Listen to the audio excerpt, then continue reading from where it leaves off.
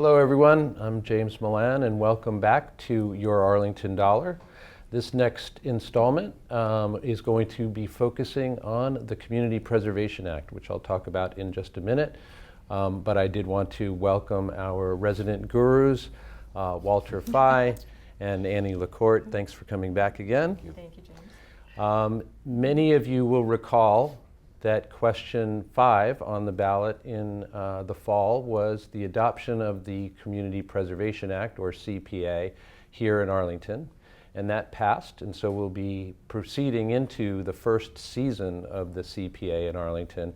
And we want to talk with Annie and with Walter today about what the implications are for Arlington residents of the adoption of the CPA.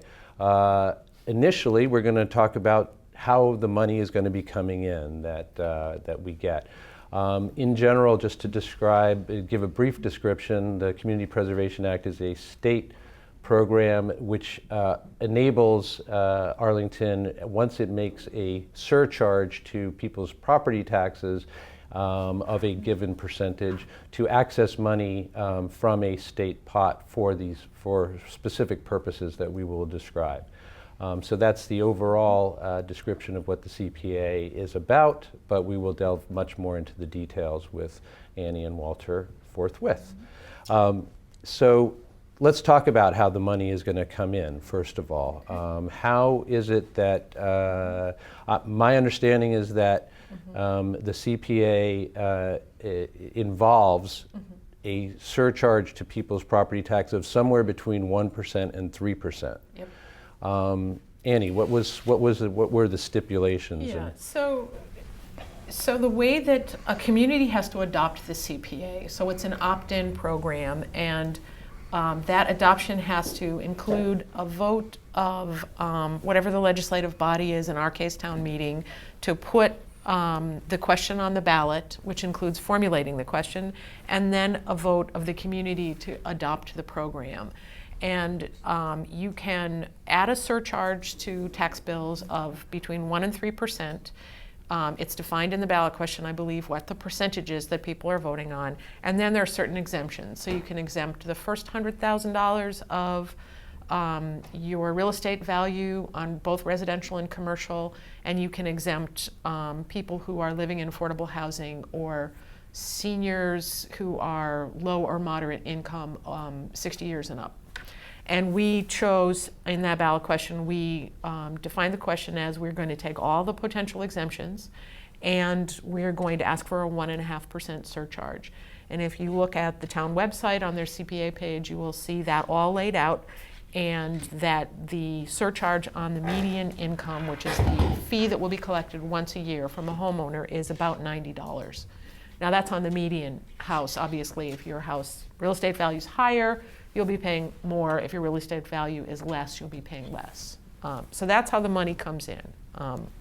So Walter, $90 hit on average, per household. Right. Mm-hmm. How does that sound? How does that sound? Well, it doesn't sound like a lot of money, but when you take the assessed value of all the property in the town, which or you look at all the real estate taxes that are collected, I'm going to guess, is it 90 million or is it closer to 60 million? It's probably something in the neighborhood of 80 million, 80, 90 million. Okay, so yeah, say yeah. whatever those numbers are. Property tax of 80 million, take 1.5% of that, maybe a little bit less, $12 million. Right. $10 million, excuse me. So there's a fair amount of money that's being collected for the CPA purposes, which is what I'm focused on here. Is Right. How is the town going to decide how to use this money for how is it going to be governed and so on and so forth. So I mean, I don't like taxes going up, just kind of as a general rule, but $90 is $90. I mean, for somebody who's got $1 million home, it's going to be $200 a year, and it's each year. So this money we're going to collect this money each year. We may get some from the state. We have historically, and so the question is, what do we do with this money? Okay, the next thing I was wondering about is we had a choice and we chose 1.5% as the Yes. rate. Is there any implication for the amount of state funding that we can get access to from choosing 1.5 versus some other number? I believe that the way the state disperses their money is, and it's a little challenging to tell from the information that I saw on the various websites, but all communities collect CPA money. So let's say communities collect $80 million in CPA funds. And the state is going to match that to some percentage, let's just say 25%. So they're going to throw in 20 million from the state. The large chunk of that money, at least 80%, I think goes pro rata depending on how much your town selected or collected from in relationship to all the other towns. Yep. There's a couple additional funding rounds for towns that have higher CPA percentages than ours, I think, which is at 1.5%. If you're at 2 or 2.5 or 3%, you can get a little bit extra, but it's still, if we collect 10 million, the most, if the state's going to pay, contribute 25%, maybe we'll get 2.5 million from the state, and then so now our pot will be 12.5. Right. I think 10 million is I think you want to redo that math. So if we are, say, collecting, just for round numbers, $100 million in property taxes, and we're talking about a 1% surcharge, that would be $1 million. Have I got that right, or am I wrong about that? No, you 1%? are right. You are. Yes. So it's a slightly smaller amount That's right. of money That's than right. what we've My been bad. talking about. No, it's okay. I just want to be sure people understand the scale. Because It's important to keep your CPAs accountable. Yeah. I have a hard time doing that math in my head too, and I'm pretty good at it. So,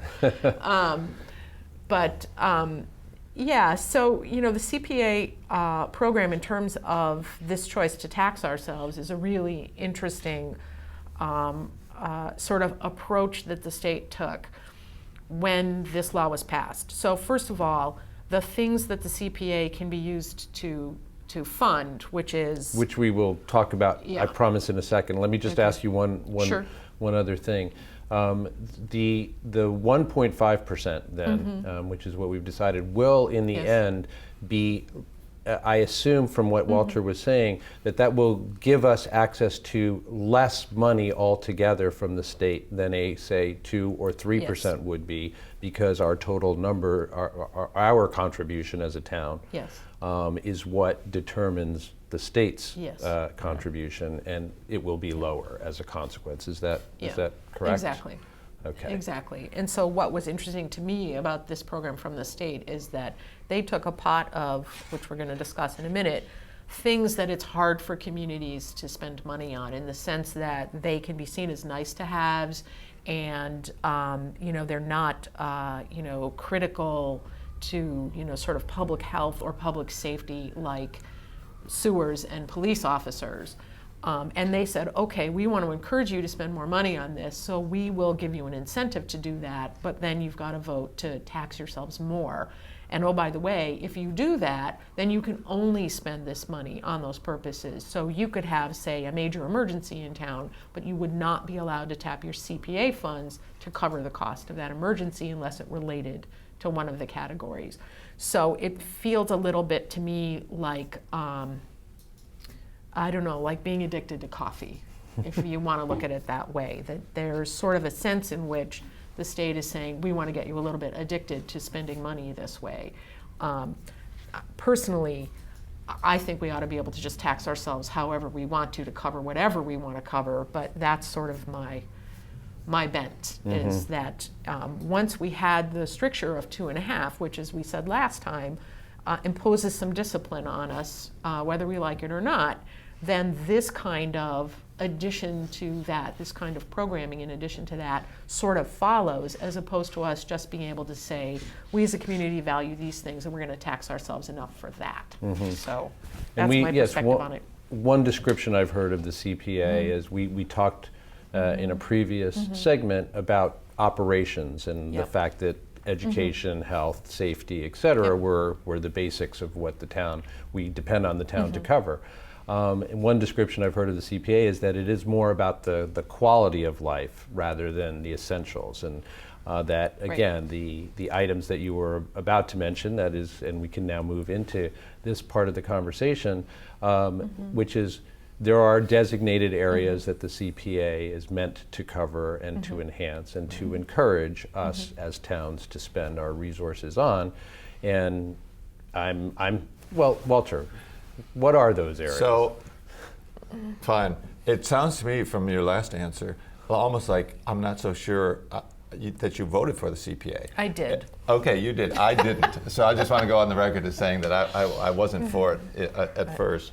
But as I was listening to you talk about how we tax ourselves, it sounded to me like you were advocating for, we just want to tax ourselves, we want to do it, and we don't want to have a stricture or a restriction from the state necessarily telling us how to spend our money. Right. In any event, the CPA has certain areas where you have to spend like 10% of your funds collected, and they are in historic, let me see if I got these right, historic preservation, open space, and affordable housing. You have to earmark or spend 10% of the funds you raise each year on those in those areas. Other areas that you can spend it on is outdoor recreation. So there's a lot of different ways to skin the cat here. Fundamentally, my sense of the CPA is that it's for capital-oriented projects. It's not, you can't use it for maintenance, you can't use it to pay expenses so much of maintaining or repairing stuff as it is to rehabilitate things, historic structures, for example, rehabilitate, restore, remodel, that kind of thing. And so I look at as I look at the CPA, I look at a lot of different ways that the money can be used around the town, because all of the, like schools have buildings. And I would argue that our high schools, as historic a structure as many that we have around town. And would the CPA or the board or the governance of this area be willing to look at supporting, it could be any, I bet you most departments in town could come up with some buildings that they're attached to, or some capital assets that they're attached to that CPA money could be used to support. Well, it's interesting to hear, again, Annie going on record saying she voted for it, you going on record saying you voted against it, and yet each one of you presenting certain things that tend to echo some of the arguments that came from the opposite side. In this particular case, for instance, you're alluding to the fact that, hey, maybe the schools, if they fit under this scope, we could provide some CPA money for the various work that needs to be done on the schools. And that goes to, I think, one of the principles that the supporters of the CPA, at least back in the fall, were trumpeting, which is the possibility that there could be a dovetailing between the CPA and capital budgets. Capital expenditures could be supplemented, offset in a sense by using CPA funds. I know that I believe that you think that that's a good idea and possible. Yes. So one of the interesting arguments that was made on town meeting floor, well, there were two arguments made that were important to me, but one of them was that there are categories of spending in our capital plan, and we're very careful about capital planning. We project out 5 years, and we put projects on that schedule and try to figure out how we're going to fund them. Things like regularly redoing playgrounds, capital projects in the parks, spending money on affordable housing, all of those categories of funding we could use CPA money for, and we could reduce our investment in the capital plan in those items, which expands the amount of the capital plan, because we set aside 5% of our budget every year for either direct capital investment or to pay the debt service on loans we've taken out to do long-term capital improvements, that we could substitute some of that money onto projects that aren't CPA eligible. So even if you don't argue that the high school's facade is historic and therefore should be directly preserved using CPA money, you could argue that there are capital projects on the capital plan that could be funded with CPA funds that therefore would open up our ability to fund more of the high school plan without including it in debt exclusion. Now, I don't want anybody to get excited, that means there won't be a debt exclusion for the high school, just that it might be a smaller amount of money that we need to debt exclude because we're able to include in our regular debt service some larger percentage of that. Walter's I'm getting- excited. He's excited. The other category of spending where we get some money from the federal government, which is the Community Development Block Grants, has very similar categories to the CPA, and that pot of money is shrinking. So a lot of the affordable housing in town, for example, that we fund with funds from government, if you want to look at it that way, we fund using Community Development Block Grants. As that pile shrinks, we have less money to invest in increasing affordable housing, and therefore the CPA will give us more money to spend increasing affordable housing. And lest you think that we only fund affordable housing out of the goodness of our hearts, that is not true, because we have an affordable housing state law that says that if we haven't met a particular goal for affordable housing in Arlington, and there's several ways we can meet it, that we are subject to having a developer come in and say, okay, I want to build a project, I'm going to put 25% affordable housing in it, but therefore my plan can trump all your zoning laws. Which is not as alarmist as it sounds, because there's still some regulation on exactly what trump our zoning laws means, but mostly it means density. And so if we don't want developers to control the density at which they're building, we need to meet that affordable housing goal, and this will give us some money to do that. And to replace the CDBG funding. Do you know how we're doing on what that affordable housing goal is, as say mandated by the state, versus how Arlington is doing, or what is? I mean, are we subject to an adverse 40B situation in our town these days, or? And 40B, of course, is what you were just referring to. Was what I was just alluding to. Yes, as far as I know, we have not yet met the goal. The goal can be met in one of two ways for a community like Arlington. Either 10% of the housing units in town need to be affordable housing, or 1.5% of our eligible land area, the land area that could be built on, needs to be occupied by affordable housing. We're more likely to make it on the 1.5% of our land area, and we have been very close for a lot of years. But I don't think we're there yet, because we have at least one organization at the moment who is coming forward with a 40B plan for the property that's owned by the Mugar family in East Arlington. Right. And I don't think they would be coming forward with a 40B plan if we weren't subject to its provisions at this moment. Yes, perhaps a subject for a future. Yeah, definitely a separate. Your Arlington Definitely. dollar. Well, if I may, one of the thoughts I had about the makeup of the committee that is going to disperse or make recommendations to town meeting on how this money is to be spent is that there's 5 boards that have to be represented. Yeah. Sorry to interject, Walter. I just wanted to say, in this way, let us move on to what I see as the third segment of our conversation today, which is in a lot of ways the most complex, and that is, how is this all going to happen? Right. So I do want to definitely let you pose the question you have or talk about the makeup of that committee, but if we can back up for a second first, and just if you can lead us through what the next steps are. We're just about to go into town meeting. This referendum did pass. So the CPA is in some form going to be presented to town meeting. Walter, can you walk us through what the next steps are? There's a warrant in town meeting that the selectmen have posted to ask for town meeting's approval to set up the committee to govern the use of these funds, fundamentally. And so the warrant itself doesn't say a lot of what the selectmen's idea is of how this committee will be composed. There's certain rules that they have to go by. They have to appoint, it has to be 5 to 9 people. And there's 5 boards in town that get 1 representative. And they're the Conservation Commission, Historical Commission, Planning Board, Parks Commissioners, and the Housing Authority. So that we're going to have at least five members. I would advocate for 9 or at the maximum to get as many different constituencies from the town represented on that board, because there's just so many ways to spend this money.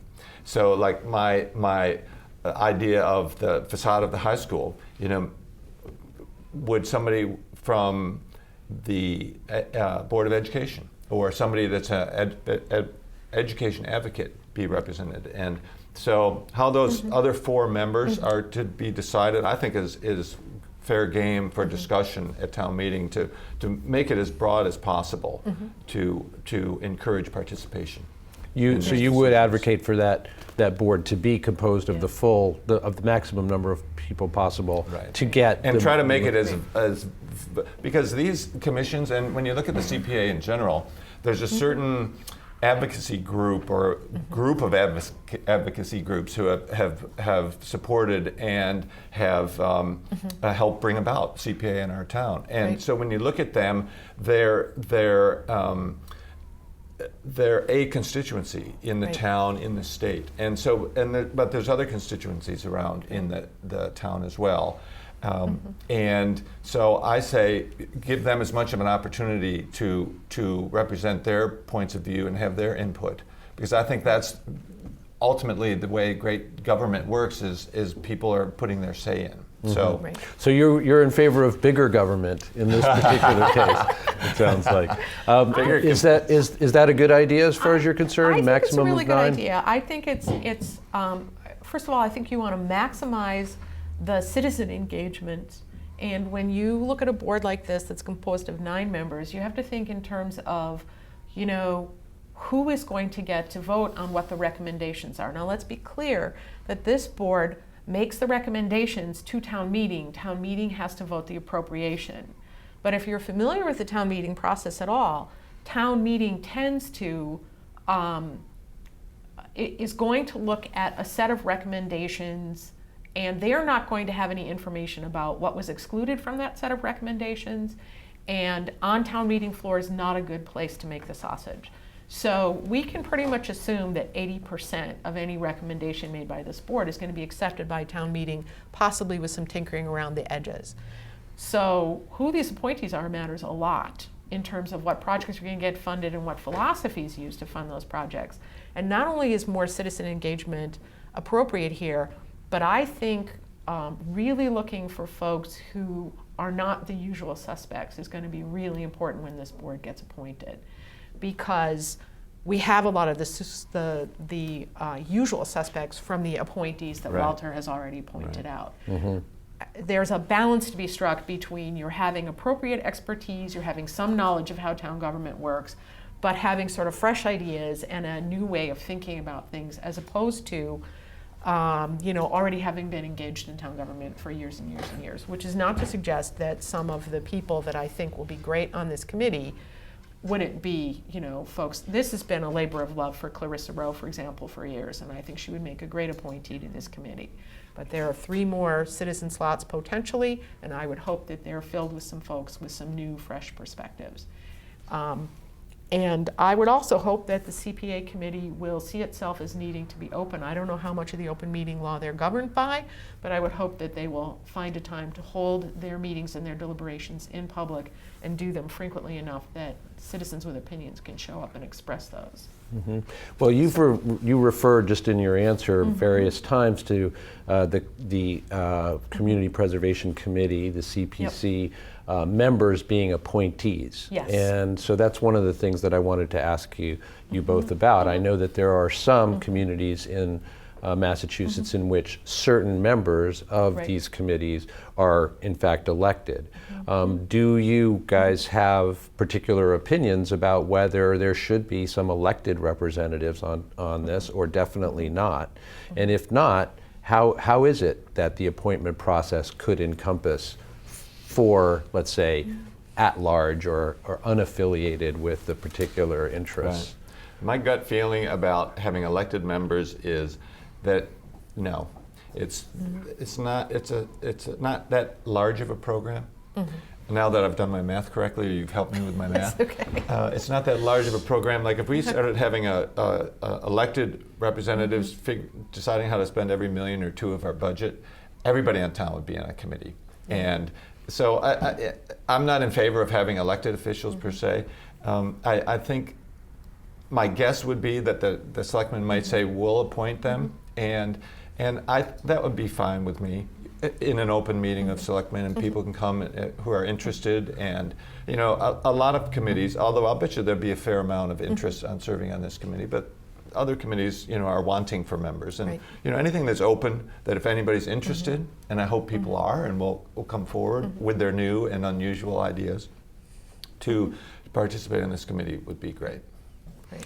Are you basically in agreement with I'm that? or- basically in agreement with that. We had a 9% turnout in the town election. And I understand that that was partly because we didn't have a lot of contested races and, it's the end of March and the weather was bad and all that. But still, I don't think you're going to get particularly more representative members on the CPA committee if they're elected. And what you aren't going to get is you aren't going to get because our town elections are so low turnout, you're going to get folks with an axe to grind running, okay?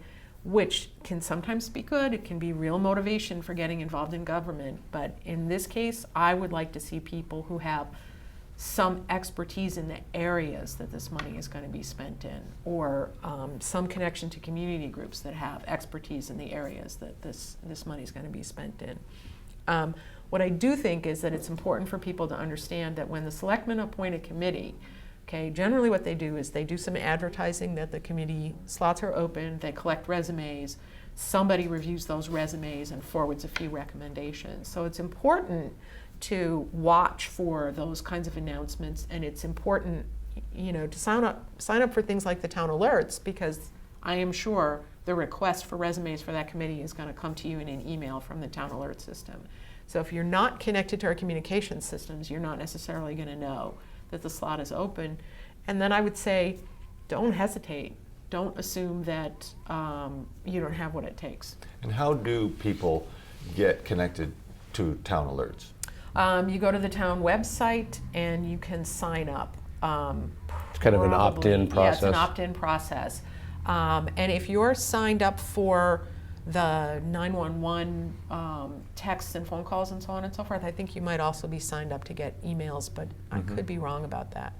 So, it sounds like both of you seem to feel pretty strongly that it would be better, again, to prevent, among other things, those with axes to grind, as you mentioned, excuse me, becoming part of the committee. Better to have the Board of Selectmen be able to operate as a vetting organization and make sure that appointees really do cover a spectrum of different interests and without particular axes to grind, And et cetera. what you might get is the bias, if any, that the Board of Selectmen might have toward the type of people they'd like to appoint to the committee. And Should that be of any concern? I think that if you look at who's on the Board of Selectmen right now, you will discover that there's a strong range of opinion on the Board of Selectmen, and that the appointment to committees, because if it is a Selectmen's committee and if it is theirs to appoint, every member who's appointed is going to have to get 3 votes. You have to satisfy a variety of perspectives to get onto any committee, and I think that's appropriate. Okay.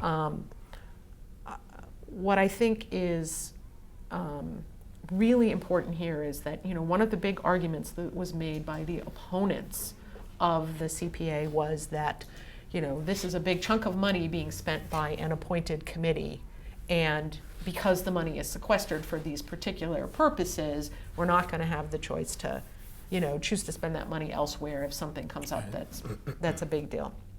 We wouldn't have that money anyways if we don't adopt the CPA, so I think that's a moot argument. But the first argument, which is that this committee is maybe a little narrow or undemocratic, is something that committee is going to have to commit itself to mitigating against. They're going to have to commit themselves to an open process, to some collection of information from the community about what their priorities are, and to considering proposals that may not be necessarily in their wheelhouse, and having some logic for why they would or would not do something.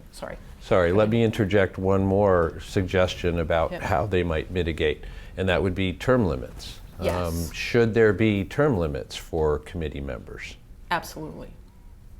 This is not a committee that somebody should sit on for life. And often on boards of directors for nonprofits or on other community organizations, the limit is to a 2 or 3 year term and no more than 2 consecutively, which wouldn't mean you couldn't be off for a term and come back. Right. If somebody's really invested. But I don't think somebody should be appointed over and over and over again. We haven't had good experience in this town with committees where somebody stays on the committee for 20 years. It tends to stultify the process. Yeah, and Walter, more or less that sounds good to me.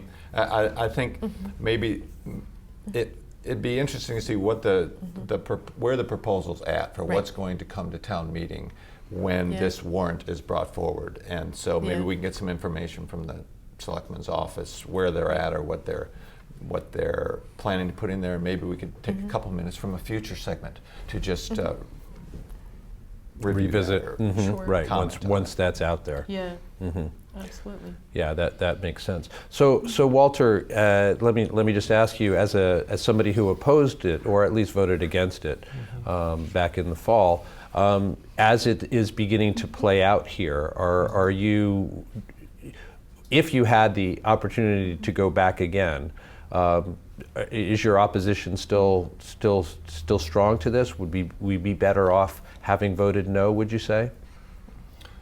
Well, since we haven't done anything yet or raised any money, still early days. It's going to start, my understanding, July 1st, or when the tax bills go out in August, will be the first time you'll actually get dinged on your real estate bills. The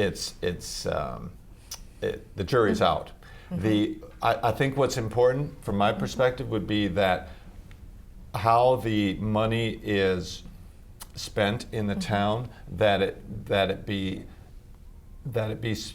used well. Like, I mean, we've got some big needs in this town coming up. We've got a high school rebuild. We've got, I mean, you know, there's a lot of things that need a lot of attention, and from a capital perspective. And if this small committee can augment and support and be aligned with these other projects rather than maybe going off on their own merry way, so to speak, you know, which is the danger of an appointed committee. Right. I mean, town meeting has to approve it, but that's why I'm advocating for a bigger group. Have somebody, you know, have somebody from the schools in there, and I'm just making examples. It doesn't have to have somebody in there who's really a numbers person. And I'm not advocating for myself in this position, but somebody who will look at it and say, CPA look, wait a for the minute, CPA? there's, you know, we're going to spend $100 million on our high school. How can we support that rather than spend our money on something else that maybe doesn't have the priority? Right. So if it can be used well, and I hope it is, and I hope that people come forward to participate and have their 2 cents heard. Right. Yeah, and I wanted just to, again, in general, in this series, I want to keep grounding us in the numbers themselves, making things as clear and as transparent as possible. So I want to just reiterate one thing that we've talked about, and then ask a question. My understanding is that, from what Annie said earlier, an approximate figure for revenues for the year, property tax revenues for a year, would be $80 million. In which case 1.5% of that would be about $1.2 million, supplemented by 25% from the state, brings us to $1.5 million. Yep. Is that about right? I think we all agree on that, right? Yes.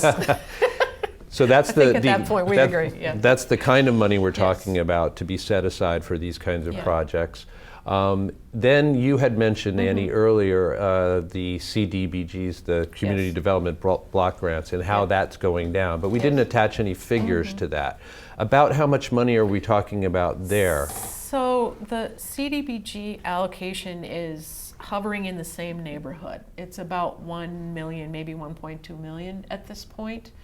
And it is also category restricted in a similar way. There's a certain percentage of your CDBG allotment that can be spent on planning function, and we support at least one position in the planning department using that money, or we historically have. But certainly some of the planning department's funding comes from CDBG funds.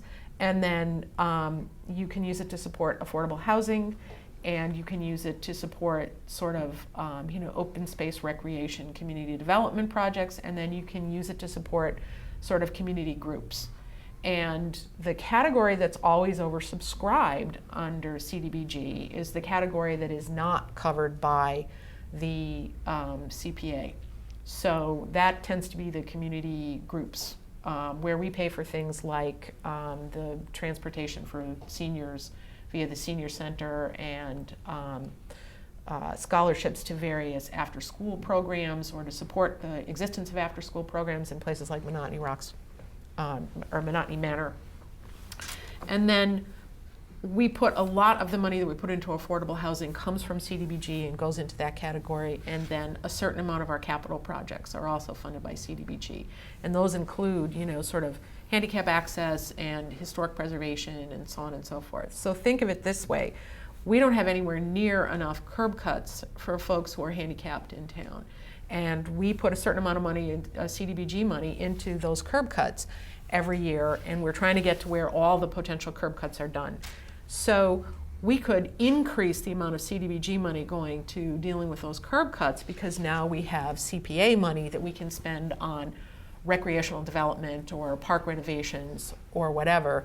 And we can also take some pressure off our capital budget by saying, okay, park and recreation capital plan items that are sometimes CDBG eligible because they're in the right neighborhoods where we meet low income requirements, can be funded through CDBG, but that restriction isn't in effect for CPA. So there's sort of a little moving overlap where we fund from around. This is like a safety valve that will release some pressure on projects we've wanted to do for a long time. Right. And then it adds the ability to do the things that we tend to see as the lowest priority, but which are high quality of life items. I'm thinking of historic preservation particularly, which is particularly important in Arlington, that we preserve.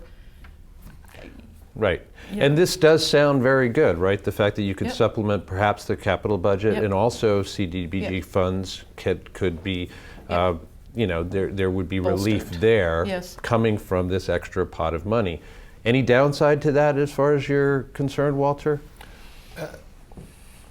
Downside, Or questions that should be raised nonetheless? Or it's a fair question. Do we use this money to augment and support ongoing initiatives as we can, as they fit, or do we look to take on new endeavors?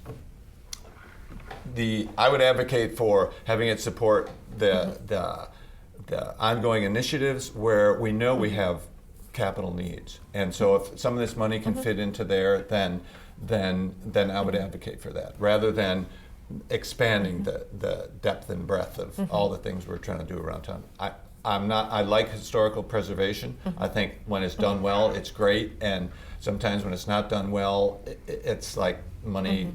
What are we doing here? And so I think that's all that I have on that right now. I did have another point, but I forget what it is, so Oh, I'm sorry. come back to me. Well, actually, surprisingly enough, I was arriving at a point in the conversation where I was going to ask you whether you felt, either of you, that there is anything that we have not touched on or discussed sufficiently in depth that we should cover before we wrap things up. Well, I think one of the important things that we can do with CPA funds that we have not talked about, that we really don't have another pot of money for, is to add to our open space inventory. And I think that this was a big focus of the proponents of the article. And the challenge that we are going to face, which maybe makes up a whole new episode, is that we have a lot of land in East Arlington that is open, that is now serving as sort of relief flood storage, that is actually owned by a private enterprise. It's owned by the Mugar family, and they want to build on that land. And CPA gives us the option of potentially having a way to fund the purchase of some or all of that land to help relieve flooding in East Arlington and to prevent overdevelopment that puts traffic on our streets, that can sort of disrupt neighborhoods that are already under stress, that would add to the severe flooding problems that we're seeing in that part of town, where other communities that border that same floodplain problem are building in a way that none of us really, we all grind our teeth about. So I think that's going to be the biggest challenge, is kind of balancing the support of our current spending, that relief valve function, against the need to do something new and big that may be coming down the pike, that may be really important. Right. So just about that specific idea that you just articulated, is it not too late, given that the deal is already on the table regarding the Mugar property? There's a lot of permitting involved with that particular plan, and so it may not be too late. But I hate to see, as much as I am think of myself as a person for whom the community's priorities should be important to everyone, I also have a thing about how you really should not destroy the value of a person's property in the process. Right. And so Do you think if we're not going to allow the Mugars to build, then we need to find some way to compensate them for that. But so, is it your opinion that to build anything on that property is going to have an adverse negative impact on the town or on that neighborhood, no matter what it is? I think that if it were not for the flooding issues and the flood storage issue, I'd be a lot more relaxed about it. Right. But the flooding and flood storage issues are huge. Right. And building on that land is not its highest and best use. It's a very problematic piece of property. Right. It's very Right. wet. I don't know how you're going to mitigate that. Wasn't there some project just across the street in Belmont that finally did get its final permitting approval? Yes. And they're going through. Yep. Is that a similar development? Is that that's residential, It's a much right? bigger development. It's a residential development. It's a much bigger, apartment building. And the real controversy there was also that they were knocking down this forest of silver maples that people Right. saw as unique. Right. That one to me was a real heartbreak. And the idea that we have to develop on everything that we can develop on is a real heartbreak. But if you're a private property holder, you have a reason for investing in that property if it's not your primary residential property, and that's who we are. We are a capitalist, market-based country. So if we as a community don't want developers to build on these properties, the appropriate thing to do is purchase them, not just restrict what they can build. Those restrictions, there's a balance between restricting because it's in the community's best interest to worry about the environmental impact, and just using environmental impact as a way to prevent building when the appropriate thing to do is purchase the property. And go ahead. As Walter. an East Arlington resident, I'm somewhat familiar with the flooding issues, and they're real. Yes. That whole Alewife, whatever that depression is, I mean, it's Arlington, it's Cambridge, it's Belmont, and my kind of gut feeling is that they could fix it, but there's not enough. It takes too much money. Right. It's too expensive to fix it. So the question is does, say, a Mugar development there or that other one over in Belmont, does that appreciably add to the risk of funding, flooding, or is because it's just ever present. It's like you can't get away from it. It rains enough, and then there's issues, and so that's what I would be interested in knowing, whether it's a Mugar property or any other property, is what are the additional risks, if any, that this property by its very nature may suffer or be subject to, and do the people that are advocating to use it, do they have some kind of plan to mitigate, remediate, whatever the And is it potential possible to build commercially on that land? Several commercial developments have been proposed. In this case, the proposal is for housing and open space. So, for those of us to whom housing and open space is really important, it's a little tricky. It's attractive, but I think in this case, the flood storage and flood mitigation sort of trumps all. And until you can prove to me that you have an engineering solution that actually makes it better for that neighborhood, or doesn't make it worse, then I'm skeptical. And so I think that the difficulty that I always see with these things is that, you know, it's pretty rare for somebody to come in and say, okay, I want to develop something on this property, to have already said, and I want it to be really good for the community and really environmentally sensitive and so on and so forth. It's not how you put together a real estate pro forma.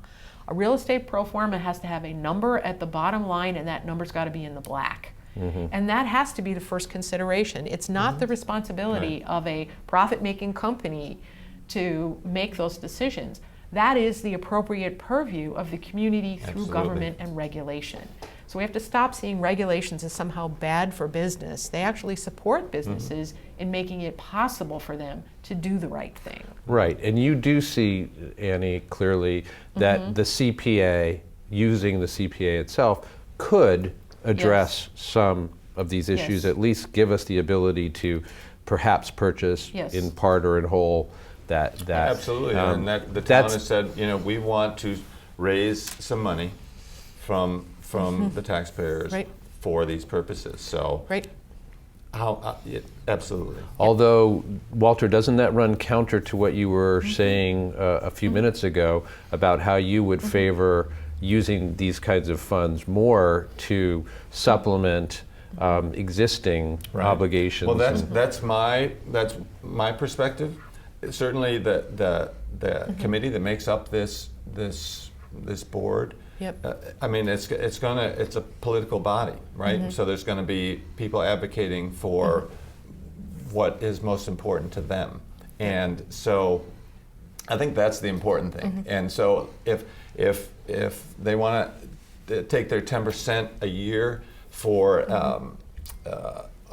conservation, let's say, Right. and build that sum up, or maybe even take more than 10% a year. I mean, Right. that's the democratic process. The committee will decide, Right. town meeting will approve or reject that. And so, I mean, it's a completely legitimate use of those funds.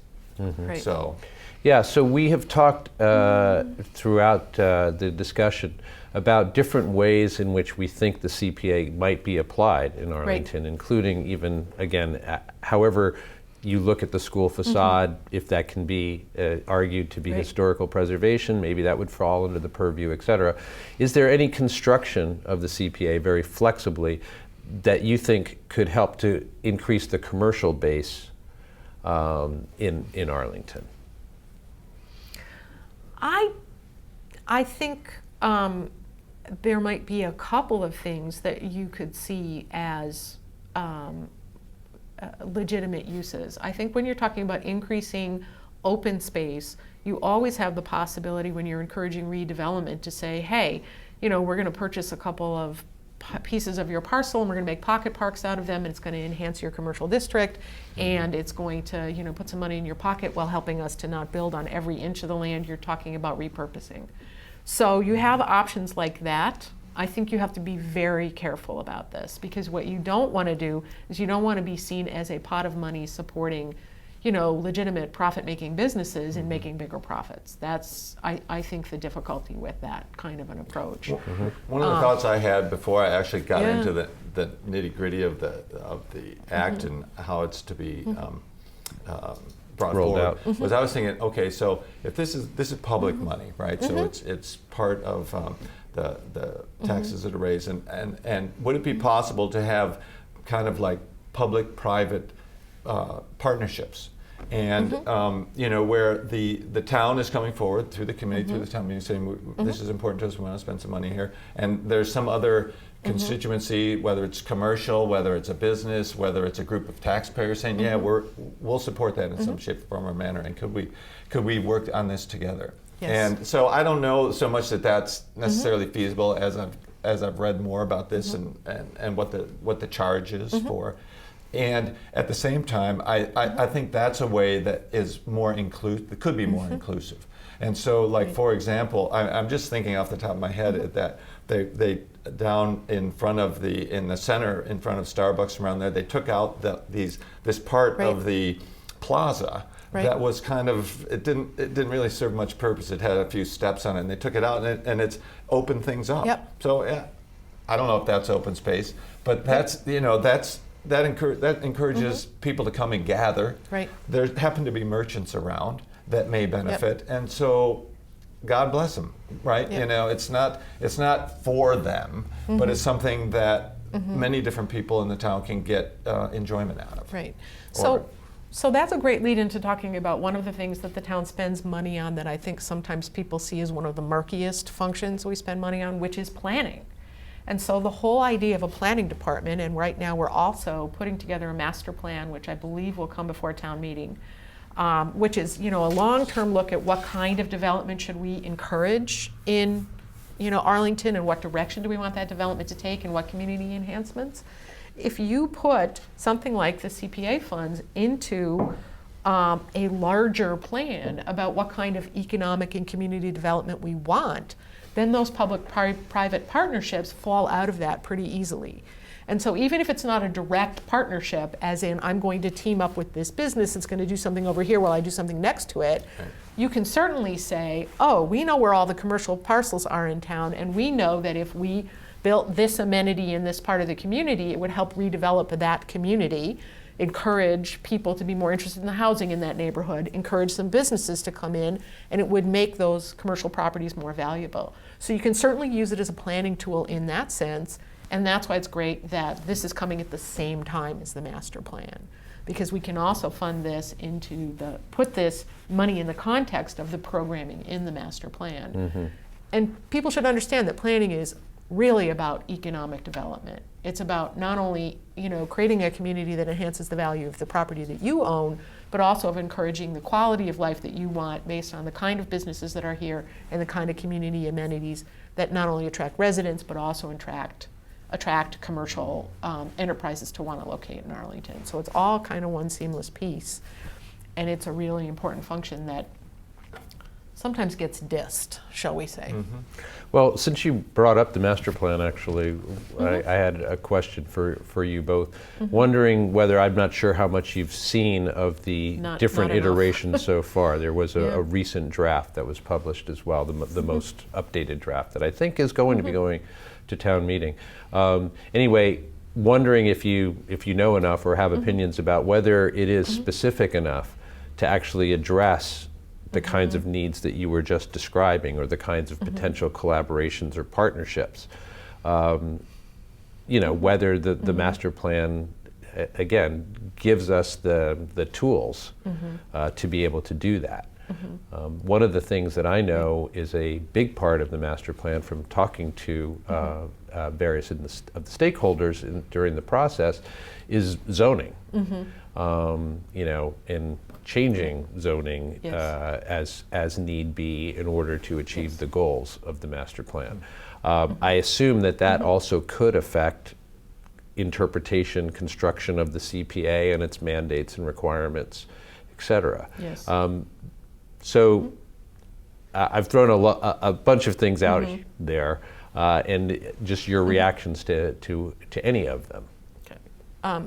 Walter, We could do a whole conversation just on the master plan at some point. I have not read a lot of it, but I would say from what I know of the planning process, that usually a master plan starts with some pretty lofty, pretty vague goals, and then works its way down to a narrow set of principles that can be used to make the more pragmatic, what are we going to do next, decisions. So the master plan says, here's our community goal around the kind of community we want to be, and then the fallout of accepting that as the goal should be, and here's some specific changes we can make to the zoning code. Exactly. To How to implement that. Yep. And similarly, here's the kind of businesses we want to encourage. Okay, now how do we suss out what we need to do in the way of bylaws or zoning, again, in terms of where commercial districts are, to encourage those kind of businesses to want to locate here? What do we do about our permitting process, about parking, about the maintenance of streets? All that stuff is a part of the things that you make practical decisions about in order to encourage those kinds of businesses to want to relocate here, whatever they are. So. Walter, I'm That's not my sure. feeling. Have you been keeping up with this master Not plan really at all? on the master plan. So just one overall comment is that my feeling toward a lot of what we've talked to you about today is positive. You know, participate in the committees, have it be as broad a spectrum as possible, And even though the CPA is raising additional monies, do our planning, do our work with what we have, and be as efficient as we can. I guess I'll just harp on that again. And the whether it's the planning department, whether it's other departments, whether it's how we spend our money overall, there's a lot of money, there's a lot of revenue, there's a lot of resources spent in this town, and I want as many people putting their 2 cents in about how that gets spent and how it aligns with their not their constituents, but what they want for the town, and in community or in matching up with what other people want. So I'm kind of saying a little airy-fairy, let's get together here. But I mean, that's the goal. We want a stronger community. And I think that, quite frankly, Walter, that's consistent with what you were also saying in our first conversation, which is just a real interest, and I think it's one that we all share, in getting as many voices as possible to be heard from the citizenry at various points in the budget process, in terms of the CPA, in terms of the master plan, et cetera. So I think on that note, we will wrap this up. We had an opportunity to delve really deeply into the CPA and its adoption, but including, allusions to the master plan, to the Mugar property, et cetera. I think that that's appropriate, because I think that the CPA, in fact, does touch in a number of these different areas of concern in the town. And the CPA is here now, and we will see, as you were saying before, Walter, how things begin to play out, and I'm sure that we will return to this topic in future iterations of Your Arlington Dollar. So, for Walter Fye and for Annie LaCourte, I'm James Milan. Thanks for joining us for Your Arlington Dollar, and we will see you next time.